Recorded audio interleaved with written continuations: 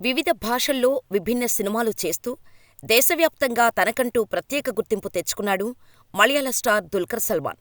'మహానటి', 'సీతారామం' వంటి ఘన విజయాలతో తెలుగులో కూడా మార్కెట్ క్రియేట్ చేసుకున్నాడు. ఇప్పుడు ఆయన 'లక్కీ భాస్కర్' అనే సినిమాతో అలరించటానికి సిద్ధమవుతున్నారు. ఈ సినిమాకి ప్రముఖ దర్శకుడు వెంకీ అట్లూరి దర్శకత్వం వహిస్తున్నారు.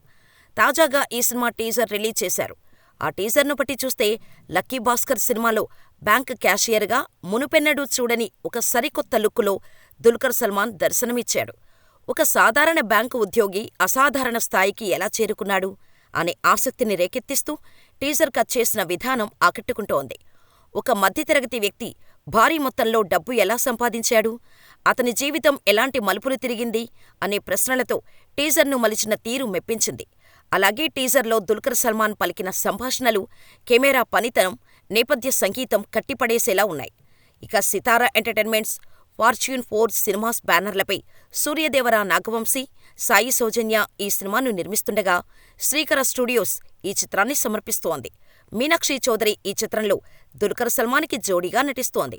ఈ చిత్రం ప్రపంచవ్యాప్తంగా తెలుగు, తమిళ, మలయాళ, కన్నడ, హిందీ భాషల్లో విడుదల కానుంది.